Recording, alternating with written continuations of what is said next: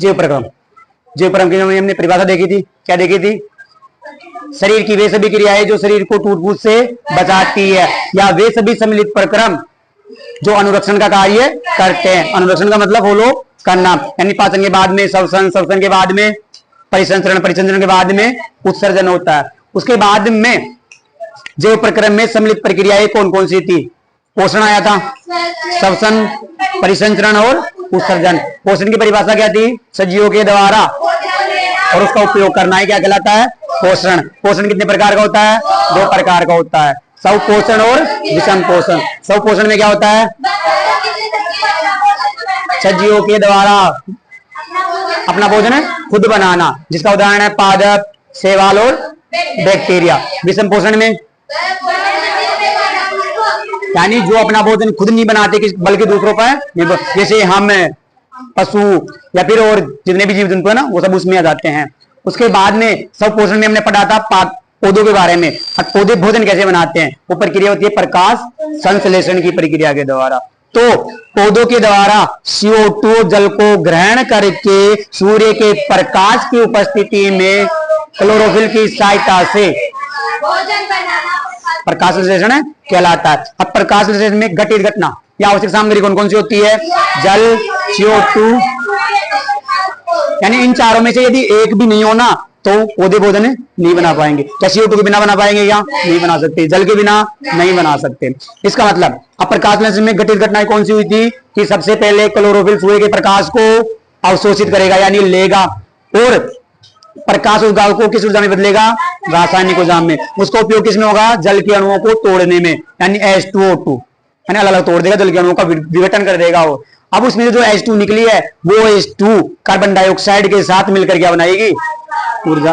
और जो ऑक्सीजन निकली है वो छूट जाए, ऑक्सीजन निकल जाएगा उसका, और उसको कौन ले लेंगे? हम ले लेंगे। तो ये प्रक्रिया निरंतर चलती रहती है। उसके बाद में क्या रंध्र आया था? रंध्र का आया था ना कि पत्तियों में छोटे छोटे छेद पाए जाते हैं, जिन्हें क्या कहते हैं? रंध्र कहते हैं। रंध्र का कार्य क्या होता है? गैसों का और जल का आदान प्रदान करना। रंध्र कब खुलते हैं और कब बंद होते हैं ये किस पर निर्भर करता है? द्वार कोशिकाओं पर। जब द्वार कोशिकाओं के अंदर पानी जाता है तो द्वार कोशिकाएं खुल जाती है और रंध्र खुल जाते हैं। जब द्वार कोशिकाओं से पानी निकल जाता है तो द्वार कोशिकाएं सिकुड़ जाती है, बंद हो जाते हैं। ये वाली प्रक्रिया थी। उसके बाद में पूछे कि पौधों ने जो खाना बनाया है वो खाना उनके किस रूप में सेव रहता है, सुरक्षित रहता है? स्टार्च या मंड के रूप में, ताकि वो धीरे धीरे फिर उसको लेते रहते हैं जब प्रकाश संश्लेषण। यही था ना। पत्तियों का रंग किसके कारण होता है? क्लोरोफिल के कारण। किसके कारण? क्लोरोफिल के कारण। उसके बाद में अगला कौन सा है? विषम पोषण। इसी के बारे में पढ़ेंगे अब। विषम पोषण में हम भी आएंगे, आएंगे नहीं आएंगे? परिभाषा मैंने बोल ली थी, जो अपना भोजन खुद नहीं बल्कि दूसरों पर निर्भर करते हैं। ठीक है। अब विषम पोषण में 2 होते हैं, ऐसे तो होते हैं लेकिन तुम्हारे जो दे रखा है, एक होता है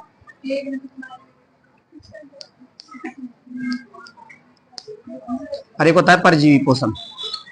देखो मत, पहले समझ लो।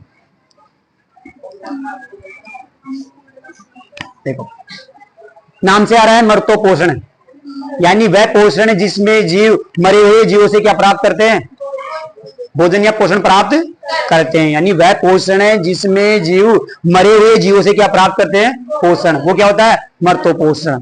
उदाहरण के लिए आपके पास में जो आपके घर में रोटी होती है ना, यदि वो रोटी 2 से 4 दिन की हो जाती है तो सड़ने लग जाती है या बदबू मारने लग जाती है। किस कारण से? क्योंकि उस पर फंगस काम करने लग जाती है, यानी कवक, जिसको आप फफूंद भी बोलते हो, है ना। फंगस, कवक, फफूंद वो तीनों एक ही है। इसका मतलब वो फंगस क्या करने लग जाती है? उस रोटी को खराब करने लग जाती है। अब वो भोजन का पोषण कैसे करती है?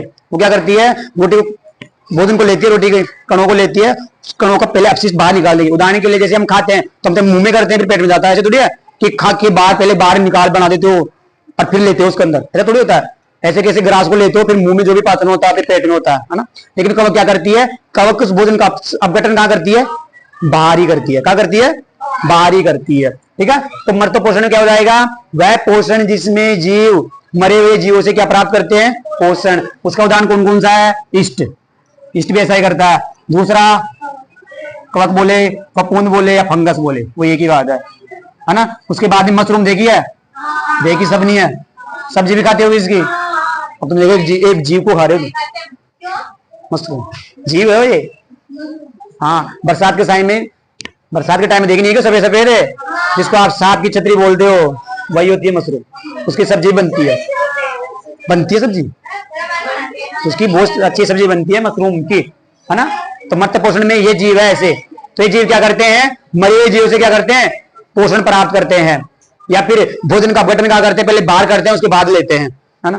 और परजीवी पोषण में नाम ही आ रहा है परजीवी, यानी कि वह पोषण जिसमें जीव दूसरे जीव के शरीर के ऊपर या उसके अंदर रहकर क्या करते हैं, पोषण प्राप्त करते हैं। जब इनके उदाहरण बताऊंगा तब समझ में आएगा।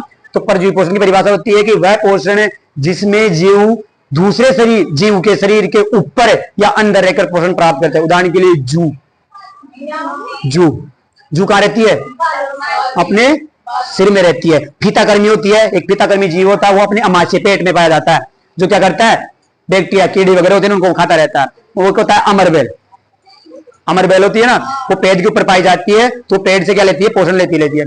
यानी जो पानी वगैरह पोषण हम पेट को देते हैं ना, वो किसको मिल जाता है, अमरबेल को मिल जाता है। यानी उसको नुकसान, अब बताओ, आप जो आपके सिर में रहती है वो आपको नुकसान थोड़ी पहुंचा रही है, लेकिन अपना पेट तो भरी है ना वो। इसका मतलब वो किस पर आश्रित है, दूसरे जीव पर क्या है, आश्रित। नाम से देखो परजीवी, यानी दूसरे जीव पर आश्रित है वो। तो वह पोषण जिसमें जीव दूसरे जीव के शरीर के ऊपर या अंदर रहकर क्या करते हैं, पोषण प्राप्त करते हैं, वो क्या होता है, परजीवी पोषण। जिसका उदाहरण है अमरबेल, जू और जोंक, जिसको लीच बोलते हो आप। पानी में होती है ना, पानी में, जब पानी में जाओगे तो जैसे कि कोई तालाब वगैरह गंदा पानी होता है, उसमें होती है ये, महसूस भी नहीं होने देती है। चिपकने के बाद में जब निकलोगे तो पता, ओ ये खून कहां से निकल रहा है, यानी महसूस नहीं होने देती है। जू का तो फिर भी महसूस होता है, इसको महसूस नहीं होता। महसूस उसकी ऐसी क्षमता होती है, हल्का सा छेद करती है अपने शरीर की बॉडी के अंदर, और धीरे धीरे धीरे धीरे खून पीती है, और जब तक नहीं छोड़ती है जब तक उसका पेट नहीं भर जाए। मेरी भी लग गई थी एक बार यहीं पे, हम गए थे, हमारे बांध है, बांध भर जाता पानी, तो नहाने जाते, तो नहाने गया तो भाई साहब मेरे को पता ही नहीं चला, बाद में आगे देखा तो भाई लगी थी, उसे छुड़ाया ना, यूं खून बहने लगा। तो वो होती है जोंक, जिसको लीच बोलते हैं, है ना। फिर अगला कौन सा है, फीताकर्मी। ये कहां पाया जाता है, अपने पेट में पाया जाता है, माशय में। तो ये जीव है। तो बताओ कौन कौन से पोषण, मर्त्य पोषण और परजीवी पोषण। मर्त्य पोषण में क्या होता है, मरे हुए जीव से क्या प्राप्त करते हैं, पोषण। परजीवी पोषण में दूसरे जीव के शरीर के ऊपर या अंदर रहकर, है ना। तो लिखो इसके अंदर,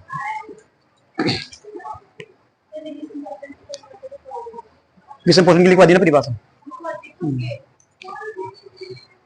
मर्त्य पोषण लिखो,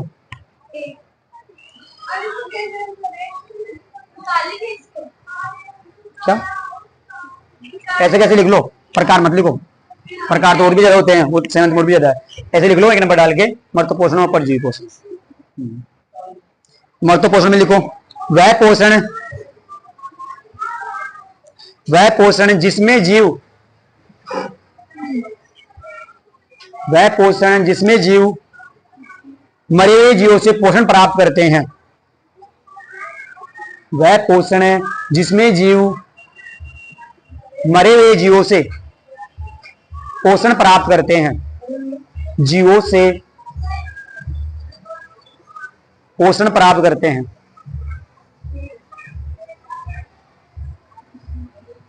पोषण प्राप्त करते हैं, मर्त्य पोषण कहलाता है। तो समझ में आ गया ना।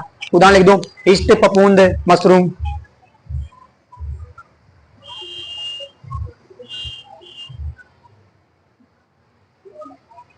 एक फैक्ट बताऊंगा तुम्हें लास्ट में, तो फैक्ट ही एक तरह का, यही इसमें से ही आएगा वो फैक्ट।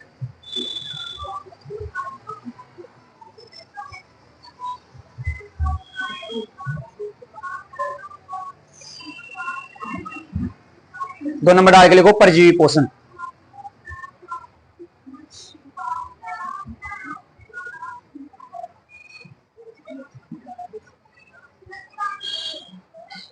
परजीवी पोषण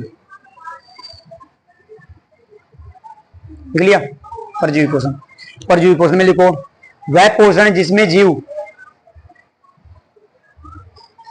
वह पोषण जिसमें जीव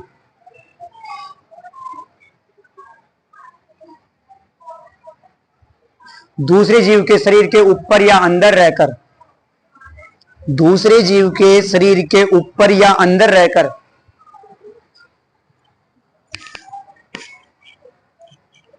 पोषण प्राप्त करते हैं।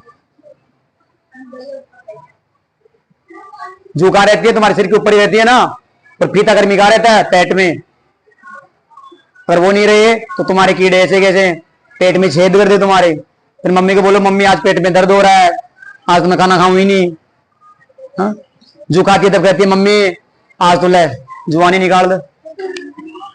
तो फिर मम्मी के सामने बैठ जाती है गरिमा की साथी, फिर मम्मी यूं निकालती रहती है और पट पट मारती रहती है। फिर वो आवाज आती है, किसी को आवाज भी अच्छी लगती है, मम्मी और मारो और मारी, बहुत अच्छी लग रही है मेरे को। फिर मम्मी बोलती है ये तो जू आ गई, ये तो लीक आ गई, ये तो शेर आ गया, है ना, नाम होते हैं ना। देखो मेरे को पता है क्योंकि मेरी मम्मी भी मेरे निकालती थी, तो मेरे को बोलती थी। अब मेरे तो शेर वगैरह नहीं होता, लीक वगैरह, लीक वगैरह तो लड़कियों की होती है, मेरे तो वही होती थी जूई मोटी मोटी। और होती कब है, जब नहाते नहीं है, नहाते नहीं है ना तब हो जाती है। हाँ और छोटे तो भैया कोई नहीं, जो तो नहाती होगी ना रोज ही। हाँ छोटे रहते थे तो भाई कभी बाई चांस बरसात में नहाए नहाए तो नहाए, बाद में नहीं नहाए, तो फिर बरसात की वजह से इतना ऐसे हो जाते हैं, बैक्टीरिया पनप जाते हैं तो बस। और ये तुम्हें पता नहीं कैसे बनता है, फ्रांस कैसे बनता है, जिसको बोलते हैं डैंड्रफ बोलते हैं, कैसे बनता है वो? कुछ नहीं, जो जू वगैरह रहती है ना अपने, वो कुछ नहीं, जो अपने यहाँ पे तेलीय ग्रंथि पाई जाती है, यहाँ पे उस तेलीय ग्रंथि को खाती है और अपनी लैट्रिन करती है जो, वो है तुम्हारी फ्रांस। मजाक मत माना इस बात को, फैक्ट है ये, कहीं मजाक मत मानना। वो सफेद सफेद जो निकल रहा डैंड्रफ वो वही है, उनका अपशिष्ट है, उनका अपशिष्ट है। वो हमारे शरीर में यहाँ रह के क्या करती रहती है, उस तेलीय ग्रंथि को, यानी जो तेल डालते हैं ना हम, तेल वगैरह डालते हैं या पसीने की जो ग्रंथि होती है उसमें से लेती है, वो अपशिष्ट को खाती है, खाने के बाद में जो निकलेगा अपशिष्ट वही तुम्हारे क्या डैंड्रफ। डैंड्रफ कैसे, क्या मतलब साइंस बता रहा हूं, मेरे को साइंस पसंद है इसलिए बता रहा हूं। अब जैसे तुम्हें बुरा लगे कुछ भी लगे, हाँ तो इस उदाहरण लो, परजीवी पोषण में अमरबेल, जू, जोक और फिताकर्मी।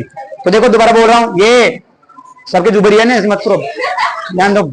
मट पोषण में क्या होता है, वह पोषण जिसमें जीव मरे जीवों से क्या प्राप्त करते हैं, पोषण प्राप्त करते हैं। परजीवी पोषण में वह पोषण जिसमें जीव क्या दूसरे जीव के शरीर के ऊपर या अंदर रहकर क्या प्राप्त करते हैं, पोषण प्राप्त करते हैं। अब मैं आपको जो फैक्ट बता रहा हूं, तो फैक्ट ये है कि यदि पृथ्वी पर इंसान नहीं रहे, पृथ्वी पर इंसान नहीं रहे, तो सबसे पहले जो राज होगा ना ऑटोमेटिक, वो किसका हो जाएगा, इसका, फंगस का। फंगस का यानी एनी टाइम मौजूद है ये, अभी मेरे शरीर में मौजूद है, अभी मेरे शरीर पे मौजूद है, हर चीज में फंगस होती है, हर जगह पे फंगस मिलती है। आपकी रोटी ऑटोमेटिक कहां से खराब हो जाती है, वो क्या फंगस आ गई थी क्या, बैठी थी क्या वहां पे, लेकिन वो ऑटोमेटिक पनप जाती है।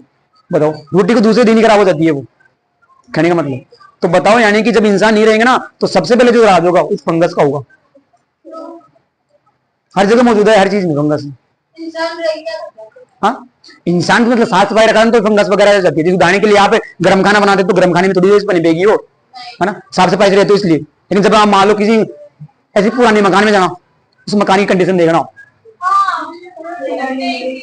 उसमें इतनी भयंकर बदबू या तरह से कुछ भी मानो या फिर गंदगी मानो, सब कुछ उसमें मानो बदबू आ रही है ना, बदबू फंगस की वजह से आ रही है। फंगस सबसे पहले राज करेगी हर चीज में, फंगस यानी हर चीज में होती है। मेरी बॉडी पे भी देखेंगे सुबह फंगस बहुत सारी निकलेंगी,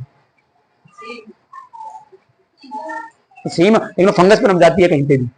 और फंगस को सबसे अच्छा लगता है मौसम बरसात का, नमी वाला, इसलिए ज्यादातर तुम्हारी जो खराब होती है ना बरसात के मौसम में होती है, क्योंकि ये ज्यादा इनको एक अच्छा माहौल मिल जाता है फंगस को पनपने का, कि मेरे को नमी मिल रही है, बरसात का मौसम मिल रहा है, तो उस टाइम ज्यादा पनपती है। और इसकी विशेषता ये है कि ये एक बार कोई जनन होता है, जनन करने की प्रक्रिया इसमें लाखों में हो जाती है, 1 लाखों कर देता, फिर 1 लाखों कर देता, ऐसे बना देते हैं।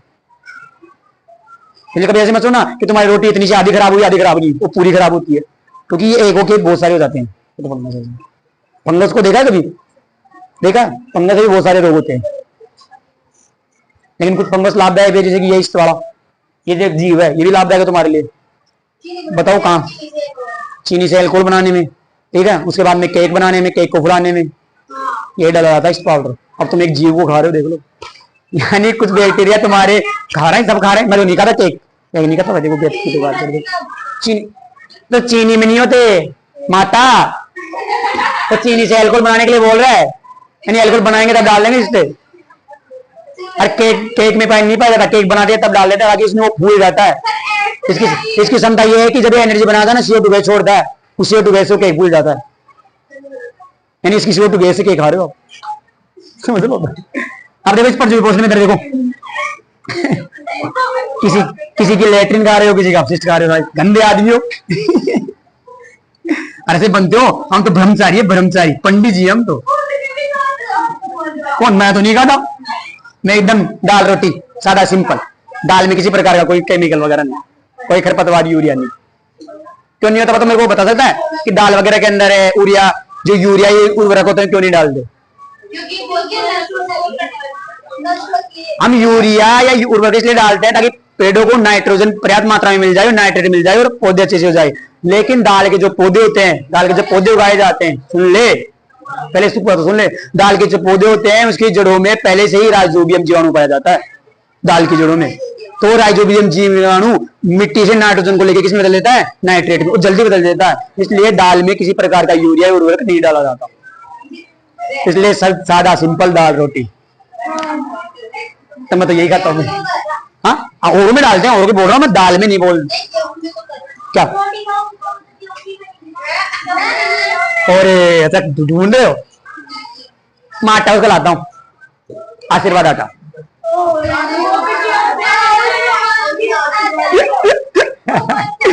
कंपनी का।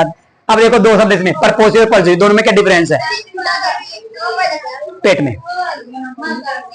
अभी परपोसी और परजीवी में दोनों में कोई डिफरेंस है क्या? दोनों में कोई अंतर है क्या? परपोसी और परजीवी, देखो इसमें से निकले हैं ये, इसमें से निकले हैं ये। मैं उदाहरण ले रहा हूं आपको, बस तब समझना रहेगा। उदाहरण के लिए ये कौन है? अखिलेश है। ये कौन है? अखिलेश। अखिलेश के यूं लंबे लंबे बाल हो रहे हैं, अखिलेश के क्या लंबे लंबे बाल हो रहे हैं, ठीक है।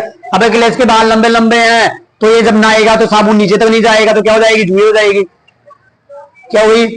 जू हो गई, जू। अब खाती है तो यूं ऐसे ऐसे करता है ये। अबे इसके अंदर जो जू है कहां पे है? इस जीव के अंदर, इस जीव के शरीर के ऊपर। तो इसका मतलब है ये तो ये अखिलेश कहने का मतलब ये जीव तो क्या हो जाएगा? परपोषी। यानी परपोषी का मतलब है जिस जीव पर वो आश्रित हो रहा है। उदाहरण के लिए अमरबेल, जिस पौधे पर टिका हुआ वो पौधा तो क्या हो जाएगा? परपोषी। और खुद अमरबेल क्या हो जाएगा? परजीवी। बस दोनों में डिफरेंस है कि जिस जीव से वो पोषण ले रहे होते हैं, जिस जीव से वो पोषण ले रहे होते हैं वो तो हो जाता है परपोषी, और जो ले रहा होता है वो क्या होता है? परजीवी। उदाहरण के लिए जीव यहाँ परजीवी है और ये क्या है? परपोषी। अखिलेश परपोषी और जू परजीवी। बस इतना सा डिफरेंस याद रखना है ना कि परपोषी और परजीवी में क्या अंतर पूछे तो लिख लो। अगले से बार बार कटला ले, कैसे लंबे लंबे लग रहे हैं, सही लग रहा है इसमें है। अगले से बार बार कटला ले है, देख या यूं उठ रहे यूं होते ना, आवेश की वजह से यूं बाल खड़े हो जाते। तेरे को आवेश क्या, तो आवेश ही फैल यहाँ तो।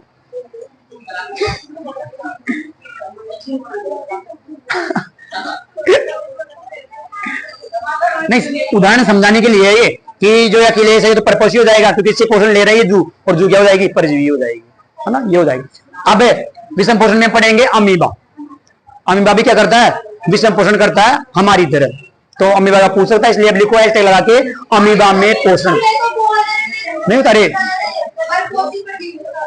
बता दिया ना।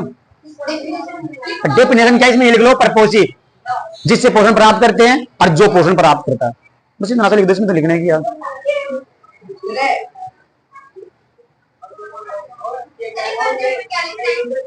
जो पोषण प्राप्त करता है। उदाहरण के लिए आप लिख भी सकते हो अखिलेश परपोषी जू जी। अखिलेश का नहीं लिखो तो अपना नाम लिख लो। गरिमा शर्मा परपोषी जू परजीवी, मोनिका परपोषी जू परजीवी।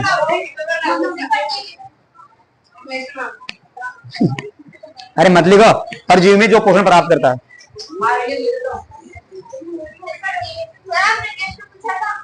क्या? हाँ, कोशिका ब्रेन बोलो। कितने कितने बोलो? केंद्र की है बस, केंद्र कोई ना भी।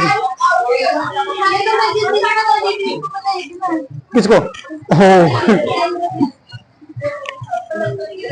ये तो ये बात हो गई। मान लो कोई जिम गया था ना, फिर जिम जाके बोलता है कि मैं वहां गया था, मैं गुलाब जामुन खा के आया था, और मैं भी खा रही थी, सच खाई नहीं हो लेकिन फिर भी मैं भी खा के आई। बताई कुछ नहीं हो, बताने के बाद गरी मैं भी बताई दिए। तो देखो अब लिखो, इधर सामने देखो, हाँ विषम पोषण में ये भी विषम पोषण करता है, अमीबा में पोषण।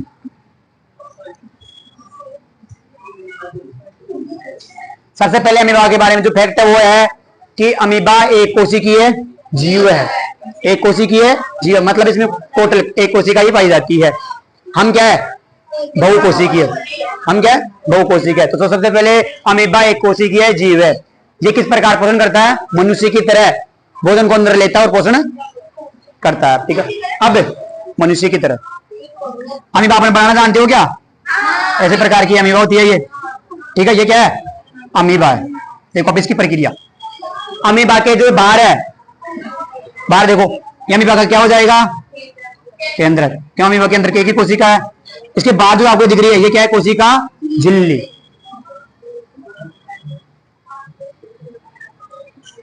इसको भोजन लेने में कोशिका झिल्ली सहायता करती है, लेकिन इस कोशिका की झिल्ली के ऊपर भी ऐसे छोटे छोटे निकले हुए होते हैं, ऐसे हल्के हल्के, है ना,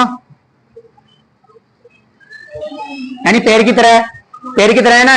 और पैर को संस्कृत में क्या बोलते हैं, पाद। पैर को संस्कृत में क्या बोलते हैं, पाद। तो ये जाएंगे पादाब, पादाब रे पादाब। दिव्यांशी प्रश्न की बात नहीं है, समझाने की बात नहीं है। फिर बाद में पूछेगी किससे लेता है, पता ही नहीं सर। जब पढ़ाने को चीज समझा रहे हैं ना, तो फिर ये नेगेटिविटी मतलब पॉजिटिव लाओ इसमें, है ना। तो पाद का मतलब पैर होता है, इसलिए उसका नाम हो गया पादाब। ये छोटे छोटे पैर होते हैं, कहने का मतलब ऐसे समझ लो आप, है ना। अब ये कैसे लेगा, उदाहरण के लिए मैं यहां लिख देता हूं, ये पादाब है ना। या भोजन का कण है, ये मान लो भोजन का कण है। किसका भोजन है, अमीबा का भोजन होगा ही। तो अमीबा क्या करता है, जैसे ही भोजन को देखता है तो सबसे पहले अपने यहां से क्या करेगा, उदाहरण के लिए ऐसे, ये ऐसे, तो यहां इस जगह बनाएगा, ऐसे भोजन लेने के लिए क्या बनाएगा, जगह। तो अगले वाले में बता रहा हूं मैं, ये अपनी जगह बनाएगा।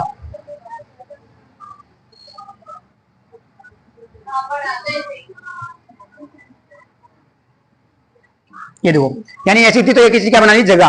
भोजन का खाना अभी भी क्या है, यहां है, ये जगह बना लिया। इस जगह को बोलते हैं खाद्य रिक्तिका, क्योंकि रिक्ति स्थान है तो इसको बोलते हैं खाद्य रिक्तिका, ठीक है। बनाना मत कुछ भी अभी, ठीक है। तो यानी जैसे इसने भोजन देखा तो अपने पादाब के द्वारा ये क्या करेगा, पहले तो खाद्य रिक्तिका बनाएगा। अब पैर की तरफ से क्या करेगा, चलेगा, चलेगा ना, अरे नहीं चलेगा क्या, पादाब काम करेंगे तो चलेगा और भोजन को यहां लेके आएगा। कहां लेके आएगा, खाद्य रिक्तिका में लाएगा। रिक्तिका आ रहा मेरे साथ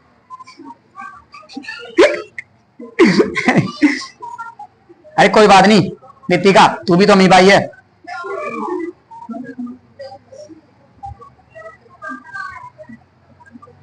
ये भोजन का कहां ले लिया, अंदर ले लिया, ठीक है। ये इसका एक केंद्र बनाते रहना यहाँ पे, ठीक है। तो अमीबा ने जैसे सबसे पहले भोजन देखा तो अपने पादाब की सहायता से भोजन को लेता है और किसका निर्माण करता है, खाद्य रिक्तिका को। अब भोजन खाद्य रिक्तिका में जाएगा, यानी पहले सबसे पहले इसने भोजन का क्या किया, अंतःग्रहण, यानी भोजन को लेना, अंतःग्रहण। उसके बाद में अब भोजन का पाचन कहां होगा, खाद्य रिक्तिका में। खाद्य रिक्तिका में यह प्रक्रिया होता है कि जो भोजन लेते हैं वो कैसा है, जटिल है। कैसा है, जटिल है। उस जटिल भोजन को किसमें बदल जाता है, सरल भोजन में।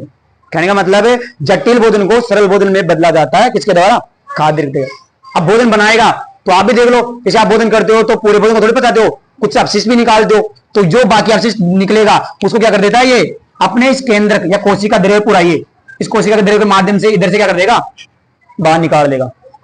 कोशिका द्रव्य की सहायता से कहां निकाल देता है, बाहर निकाल देगा। तो 4 ही चरण होते हैं इसके अंदर।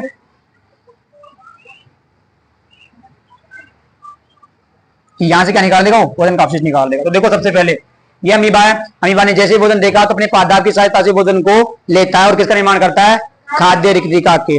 खाद्य रिक्तिका में भोजन के जटिल अणुओं को सरल अणुओं में या जटिल भोजन को सरल भोजन में बदला जाता है और क्या किया जाता है, पाचन किया जाता है। और जो बाद में जो अपशिष्ट बचेगा उसको क्या, कोशिका द्रव्य की सहायता से बाहर निकाल दिया जाता है। ये प्रक्रिया अमीबा में चलती रहती है। तो ऐसा होता है, यानी कहने का मतलब हमारे तो हाथ काम करते हैं खाना खाने में, इसके क्या काम करते हैं, जो पादाब पैर जैसी संरचना वो काम करती है और पूरा काम करवाती है कोशिका झिल्ली। ये होती है लचीली, कभी किसी जीव को आप जीव को उदाहरण में से समझाऊं तो ऐसा कोई जीव आपने देखा नहीं होगा लेकिन होता है। अरे ऑक्टोपस तो देखा होगा कभी, हाँ? उसका लचीला शरीर, उसको इतनी जगह मिल जाती है पूरा शरीर कंट्रोल कर लेता है अपना, उसकी तरह ये भी लचीला होता है, ये भी लचीला होता है। अब आज मतलब ना कि मैं भैया वीडियो में देख सकता हूँ अमीबा बहुत छोटी जीव है, एक कुर्सी के जिसको एक कुर्सी का इसके अंदर, इसका मतलब उसको सूक्ष्मदर्शी के द्वारा देख सकते हैं। कहीं तुम ढूंढने लगे सर अमीबा हमने देखी है, अमीबा होगी तो भी नहीं देख सकते, वो तो क्या बहुत सूक्ष्म यानी छोटी होती है जिसको हम सूक्ष्मदर्शी के द्वारा ही देख सकते हैं। लेकिन फैक्ट है इसका कि अमीबा एक कोशिकीय जीव है। ये भोजन कैसे बनाता है, इस प्रकार कि यह अपने पादप की सहायता से भोजन को लेता है और किसका निर्माण करता है, खाद्य रिक्तिका के, खाद्य रिक्तिका में लेकर भोजन के जटिल अणुओं को सरल अणुओं में तोड़ा जाता है और क्या होता है, पाचन होता है। उसके बाद में बचे हुए अपशिष्ट को कोशिका द्रव्य के माध्यम से कहा निकाल दिया जाता है, बाहर निकाले। तो ये आपकी अमीबा बना भी लेना, क्योंकि अमीबा का बाई चांस पहले तो इम्पोर्टेंट था 7th 8th में, तो अभी भी हो सकता है ना। तो लिखो अमीबा पोषण। किसके समझ में नहीं आया, बच्चे के समझ में नहीं आया? नहीं आया, कौन बोल रहा है, बोल नहीं आया, ये बोल रही ना, हाँ बोल, क्या समझ में आया? टॉपिक ही नहीं आ रहा, फिर इसका कोई सोल्यूशन नहीं है। देखो तुम मस्त से क्या गया, नहीं नहीं यार अभी बना रहा हूँ, बोलो आप, हाँ बोलो बोलो।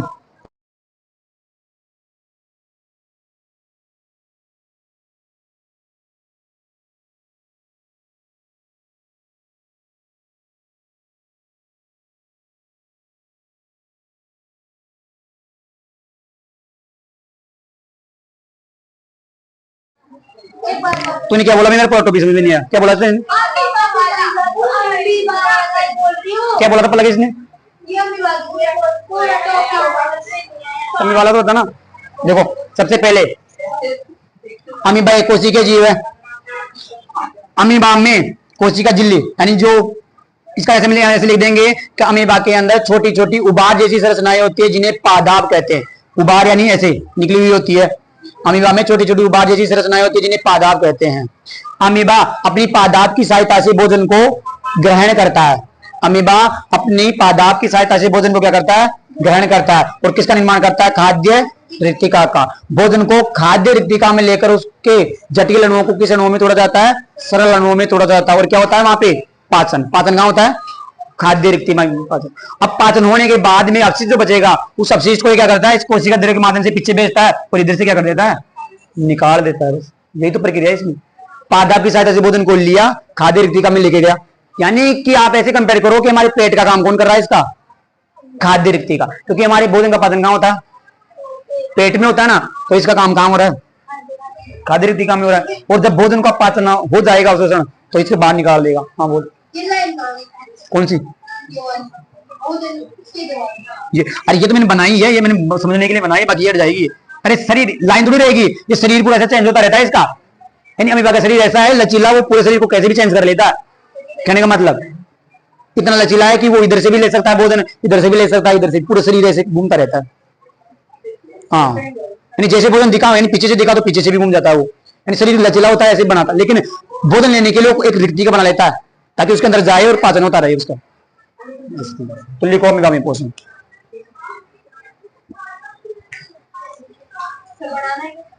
ये तो बनाना ही, हाँ पहले तो लिख लो, हम बुक में से बनाना है, कैसे बनाना है पहले लिख लो, एरो लगा के लिखो। अमीबा एक कोशिकीय जीव है। अमीबा एक कोशिकीय जीव है, क्योंकि एक नंबर का पूछ सकता है, निम्न में से एक कोशिकीय जीव है। अमीबा एक कोशिकीय जीव है। अगला एरो लगाओ। अमीबा में छोटी छोटी, अमीबा में छोटी छोटी उबार जैसी संरचनाएं होती है जिन्हें पादाप कहते हैं। अमीबा में छोटी छोटी उबार जैसी संरचनाएं होती है, उबार यानी बाहर निकली हुई। अमीबा में छोटी छोटी उबार जैसी संरचनाएं होती है जिन्हें पादाप कहते हैं।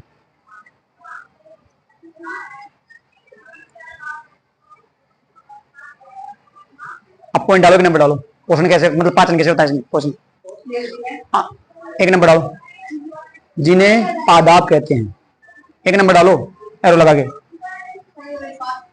पोषण वो चलेगा टॉपिक ऊपर से। अमीबा, अमीबा अपनी पादाप की सहायता से, अपने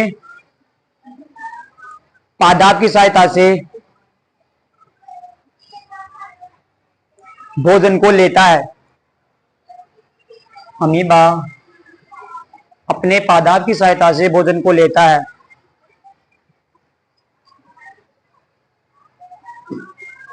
और इसको खाद्य रिक्तिका में भेज देता है, और इसको खाद्य रिक्तिका में भेज देता है।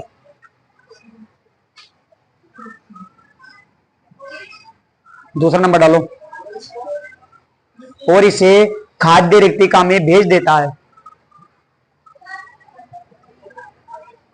दूसरा लिखो, खाद्य रिक्तिका में भोजन के जटिल अणुओं को, खाद्य रिक्तिका में भोजन के जटिल अणुओं को सरल अणुओं में तोड़ा जाता है। खाद्य रिक्तिका में भोजन के जटिल अणुओं को सरल अणुओं में तोड़ा जाता है,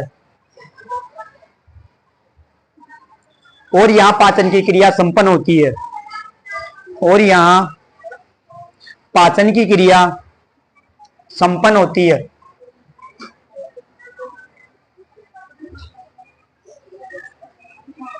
तीसरा पॉइंट डालो, यहां पाचन की क्रिया संपन्न होती है, कंप्लीट। तीसरा पॉइंट डालो, बचे हुए अपशिष्ट को कोशिका द्रव्य की सहायता से, बचे हुए अपशिष्ट को, अर्जुन अच्छे से उसको भी समझ में आए, वो देख रहा है तेरी तरफ। हाँ तो ऐसे अच्छे से सुंदर सुंदर लिखना कहीं तू।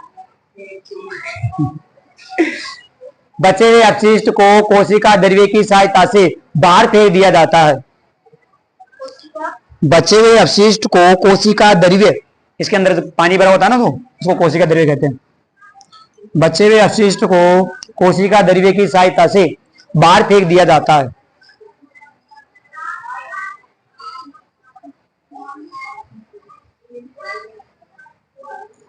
और बता सकता मेरे को कोई एक कोशिका के जीव कौन कौन से होते हैं? आपने पढ़े हो तो 7th 8th में 9th में हमें बातें हैं।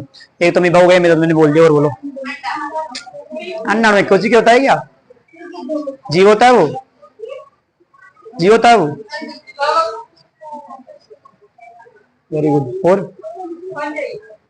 पंजा एक कोशिका होता है, एक कोशिका होता है तो इतना जनन क्यों करता हो? बताओ। Amoeba, paramecium, Plasmodium, Chlamydomonas, bacteria, ये सभी एक कोशिकी है। अमीबा, पैरामीशियम, प्लाज्मोडियम, ऐसे कैसे ये 7th में भी आ चुका है, 8th में भी आ चुका है, 9th में भी आ रहा है।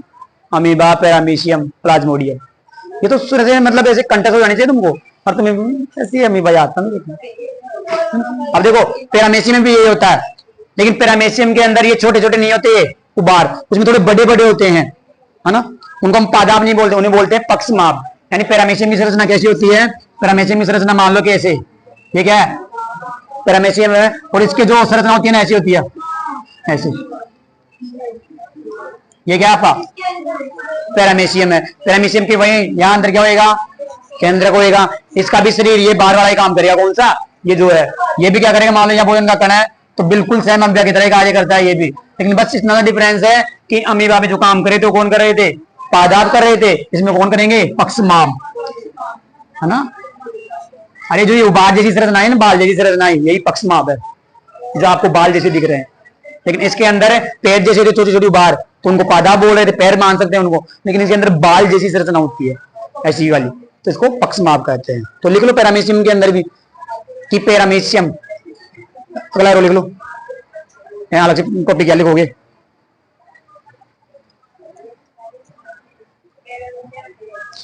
पैरामीशियम, हाँ, पैरामीशियम पक्षमाप की सहायता से, पैरामीशियम पक्षमाप की सहायता से, पक्षमाप की सहायता से भोजन को ग्रहण करता है और पाचन करता है, बस बाकी अलग से क्या पढ़ा है इसमें। पैरामीशियम पक्षमाप की सहायता से भोजन को ग्रहण करता है और पोषण करता है, पाचन करता है।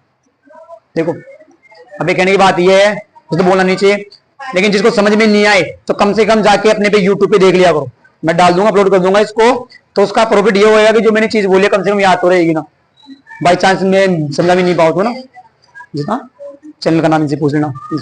और तुम मेरे को अफसोस इस बात का है कि पूरे स्कूल के अंदर लगभग 150-200 बच्चे हैं, उस 150-200 में से ओनली बाई चांस ने 30-40 ने सब्सक्राइब किया, बाकी कोई मतलब ही नहीं है, कोई मतलब नहीं है उनको। और सबके घर में 4-4 5-5 फोन है।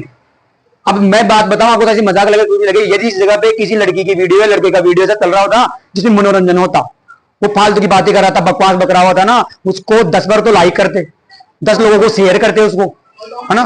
उसके बाद में और ऐसा होता है अपने भारत की प्रॉब्लम यही है, इसलिए अपना भारत कभी विकास की ओर बढ़ नहीं रहा है, कमी यही है। और विदेश के लोग है ना, पढ़ाई की जो वीडियोज होते हैं उनकी में ऐसे नहीं कि वो वीडियो फोन नहीं चलाते, चलाते हैं, वो कंप्यूटर में ज्यादा जान देते हैं, लेकिन वो इन चीजों को ज्यादा जान देते हैं कि कंप्यूटर में उनको क्या सिस्टम सीखना है, वो बचपन से उनकी होती है। या डांस का वीडियो दिखा दो या फालतू लड़की का दूसरा वीडियो दिखा दो, फालतू की बातें सुनना नहीं, अपने को कितना टाइम लगता है देखने में।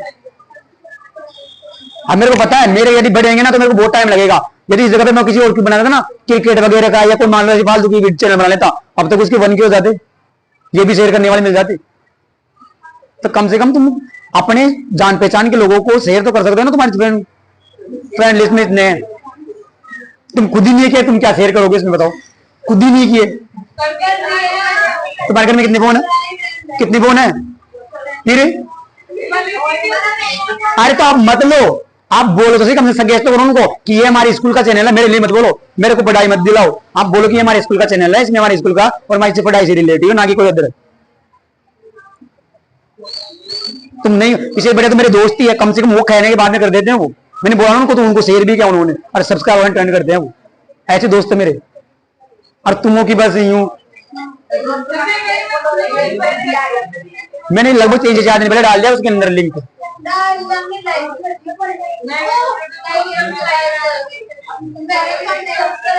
तो आपका जो ये वीडियो ये भी डल जाएगा, ये भी डल जाएगा, बाकी 8th का 9th का भी डलेगा, और संस्कार भी बनाएंगे, संस्कृत का भी डालेंगे उसके अंदर, तो देखते रहना। बाकी मैं भी नहीं रहूँ तो तुम मेरे को देखते रहना बस। भाई हम किसी की प्रॉफिट के लिए करके जा रहे हैं, मान लो बाई चांस मैं पढ़ाना बंद कर दिया है कि मैं कहीं चला गया है ना, तो बाई चांस और को तो प्रॉफिट मिलेगा नहीं, स्कूल वाले बच्चों को कभी तो देखेंगे तो सही ना,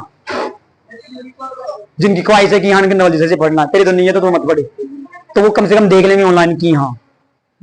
लेकिन मैं मानता हूँ कि ऑनलाइन पढ़ने में इतना बेस्ट नहीं होता जितना ऑफलाइन होता है, लेकिन फिर भी तो समझ तो सकते हैं इन चीजों को।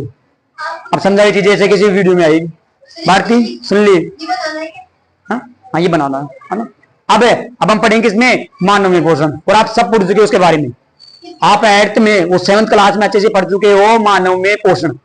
आप मानव के पुलिंगों का नाम भी जानते हो, मानव में पाचन के 5 चरण होते हैं, अंतःकरण, पाचन, अवशोषण, स्वांगीकरण, मलत्याग। मानव में पाचन में जो भाग लेते हैं वो 6 अंग होते हैं, सबसे पहले मुगुहिका, ग्रासनली, अमाशय, छोटी आंत, बड़ी आंत और मलद्वार निकल जाता है। इसका मतलब अपन पढ़ चुके हैं वो चीजें, लेकिन दोबारा पढ़नी है तो फिर पढ़ना ही पड़ेगा।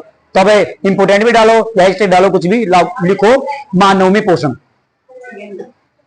मानव में पोषण, नहीं उसमें चल रहा है स्टार, स्टार विषम पोषण, विषम पोषण को स्टार आगे लिखना, ये सभी उसी में चल रहे हैं। मानव में पोषण,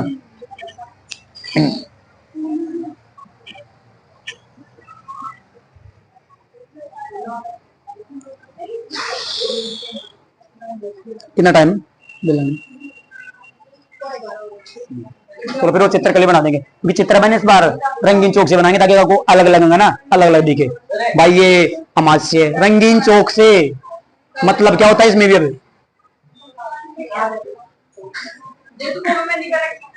है ना, ताकि आपको अलग अलग दिख जाएगा। फिर देखो मानव में पोषण, भाई कि मानव में पाचन के 5 चरण होते हैं। मानव में पाचन के कितने चरण होते हैं? 5। अब 5 कैसे याद रखोगे सर? आप बोल रहे हो पाचन, तो 5 में से 5 न को हटा दो, 5। पाचन के कितने चरण? 5। ठीक है। पाचन में पहला चरण होता है अंतःकरण, दूसरा पाचन, तीसरा अवशोषण, चौथा स्वांगीकरण और पांचवा मलत्याग। दोबारा बोल रहा हूं, पहला अंतःकरण, पाचन, अवशोषण, स्वांगीकरण, मलत्याग। ये 5 चरण चलते ही रहते हैं। जैसे ही अपने भोजन लिया उसके बाद में 5 चरण ऑटोमेटिक चलते रहेंगे। अंतःकरण का मतलब होता है भोजन को ग्रहण करना या भोजन को लेकर मुंह के अंदर डालना ही, वो क्या कहलाता है? अंतःकरण। उसके बाद में मुंह में क्या स्टार्ट हो जाता है?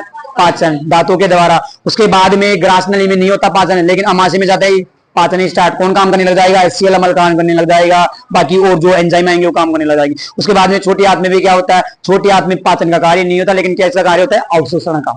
यानी भोजन जो आपने खाया है उसमें वसा, प्रोटीन, विटामिन, कार्बोहाइड्रेट, ये चीजें हैं, उनको कौन ले लेगी? छोटी आंत। उसके बाद में बड़ी आंत में भी होता है क्या? बिल्कुल, बड़ी आंत में भी अवशोषण होता है जल व खनिज का। पानी का अवशोषण कौन करती है? बड़ी आंत करती है। उसके बाद में मल द्वार के द्वारा मलत्याग यानी अपशिष्ट निकाल दिया जाता है। ठीक है, तो पाचन के 5 चरण होते हैं। अब अंग कितने भाग लेने बताओ। देखो, सबसे पहले मुगुइका, दूसरे बाद में गर्चिका, तीसरे बाद में अमाशय, उसके बाद में छोटी आंत, उसके बाद में बड़ी आंत।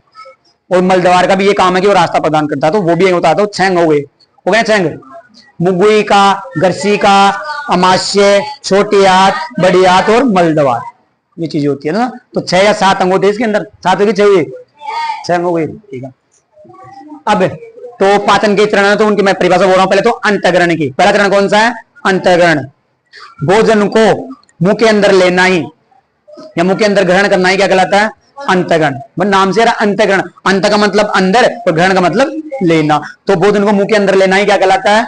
अंतःकरण। उसके बाद में पाचन। पाचन का मतलब होता है भोजन के जटिल अणुओं को सरल अणुओं में तोड़ना। इसीलिए हम दांतों से क्या करते हैं? चबाते हैं। कभी ऐसे यूं, ऐसे कैसे ग्रास लेना और ग्रास को निगलना, फिर कहना कि सर मेरे पाचन अच्छे से हुआ था कि नहीं हुआ था, नहीं होगा। क्योंकि दांत यही काम करते हैं कि दांत भोजन के जो जटिल अणु है, अरे गेहूं देखो कितना जिसके अणु होंगे, कण होंगे, अणु की बात कर रहा है वो। कहीं तुम सोचो सर गेहूं तो छोटा सा होता है, उसके जो अणु होंगे, कण होंगे, वो क्या होते हैं? जटिल होते हैं। तो जब उनको लेंगे तो इसलिए इसको चबाना जरूरी होता है। इसलिए बहुत बार सजेस्ट भी किया जाता है, सुझाव भी दिया जाता है कि भोजन को धीरे धीरे चबाकर खाना चाहिए, तभी पाचन अच्छे से होता है ना। लेकिन आप तो कोकिला बहन आ रही है टीवी में, अभी जाने वाला नाटक, मम्मी डाल दे फटाफट 2 रोटी, दबा दब दबा दब, टीवी के जाके। अरे वो नाटक आता है, गोपी बहू का कुछ होता है ना, तो उसके सामने जाके बैठ जाती है। और फिर कई तो क्या करते थे, मम्मी के पास डलवा के लेके चली जाती है रोटी, वहां जाके बैठ गई।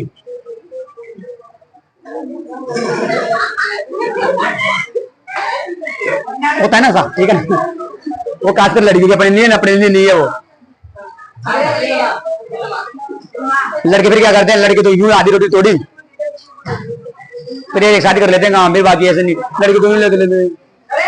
अब बाई चांस इसमें ऐसा कोई इमोशनल वाला सीन आ जाता ना, इमोशनल वाला, वो लड़कियों की आंखों में निकलते रहते हैं।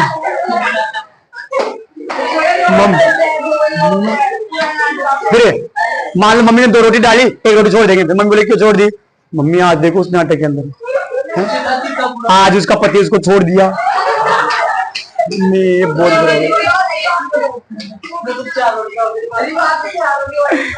अरे अपने नहीं होते, मैं बोले वहां लड़की में पहले कह रहा हूँ कि लड़कियों के साथ ऐसा नहीं होता, तो वो खाना खाने लग जाते हैं, बाकी वो लड़कियों के साथ ही होता है। देखो तो मानव पोषण में पहला चरण कौन सा हो गया? अंतःकरण। पाचन की परिभाषा, भोजन के जटिल अणुओं को सरल अणुओं में तोड़ना पाचन कहलाता। उसके बाद में अवशोषण, यानी भोजन में जो मुख्य पदार्थ है या मुख्य पोषक तत्वों को लेना या अवशोषित करना क्या कहलाता है? अवशोषण कहलाता है। नाम से अवशोषण, यानी कि भोजन के अंदर जो खाए हैं उसमें प्रोटीन भी होगा, वसा भी होगा, विटामिन होगा, तभी तो हम भोजन खा रहे हैं, ताकि हमारा शरीर हट्टा कट्टा हो, प्रोटीन की वजह से बॉडी बड़ी बने, है ना, विटामिन की वजह से ये चीजें हुई। तो वो कौन उनको लेंगे तभी तो होंगे ना। तो उनको लेना या अवशोषित करना क्या कहलाता है? अवशोषण। उसके बाद में स्वांगीकरण, देखो नाम से क्या आ रहा है? स्वांगीकरण। मैं इसके अर्थ बता रहा हूं। सब यानी अपने, और इसमें अंग जुड़ा हुआ है, अंग, और कर्ण यानी लगना, यानी अपने अंगों के लगना। यानी आपने जो भोजन खाया है उसमें विटामिन, प्रोटीन, ये चीजें थी, उनका आपने क्या कर लिया? अवशोषण कर लिया। जब वो प्रोटीन, वसा, विटामिन आपके शरीर पे लगने लग गए, आपके शरीर पर लगने लग गए, उन्हें उदाहरण के लिए आपके पहले 40 किलो वजन था, बाद में 50 किलो हो गया, इसका मतलब आप कौन सी प्रक्रिया चल रही है? आपके स्वांगीकरण। लगेंगे नहीं लगेंगे? अरे आप प्रोटीन वाली चीजें खा रहे हो, इसका मतलब आपके शरीर की वृद्धि, विकास अच्छा होगा, है ना, शरीर हट्टा कट्टा होगा, है ना। तो वो कब होगा, जब उनको छोटी आंत अवशोषित करके किसके पास भेजेगी, ब्लड के पास भेजेगी, ब्लड सभी अंगों को देगा, मेरे हाथ को सभी कोशिकाओं को देगा, तो कोशिका क्या होगी, मजबूत होगी, शरीर क्या होगा, 8 तक। तो वही प्रक्रिया क्या होती है, स्वांगीकरण। यानी अवशोषित किए गए पोषक तत्वों का, अवशोषित किए गए पोषक तत्वों का शरीर के लगना या शरीर के अंगों के लगना ही क्या कहलाता है, स्वांगीकरण। और लास्ट में मिलता है तो तुम जानते हो, बचे हुए अपशिष्ट को शरीर से बाहर निकाल। तो अंतःकरण की बोलो, भोजन को मुंह के अंदर लेना ही क्या कहलाता है, अंतःकरण। पाचन, भोजन के जटिल अणुओं को सरल अणुओं में तोड़ना। अवशोषण, भोजन में मौजूद पोषक तत्वों को अवशोषित करना, अवशोषण। स्वांगीकरण, क्या, लिए गए पोषक तत्वों का शरीर के अंगों के लगना ही स्वांगीकरण। और मल त्याग, बचे हुए चीज को शरीर से बाहर निकालना। तो ये 5 चरण हो गए। कल मैं चित्र बनाऊंगा रंगीन चौक से, फिर आप देखना उसको। तो ये अब, तो ये तो लिख लो, पाचन के 5 चरण होते हैं, 5 चरणों के नाम लिख लो।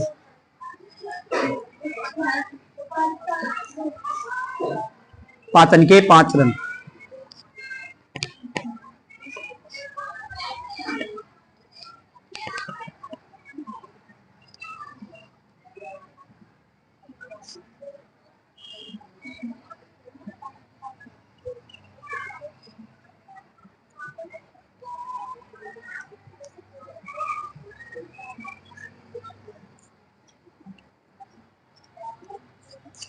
ये 5 चरण।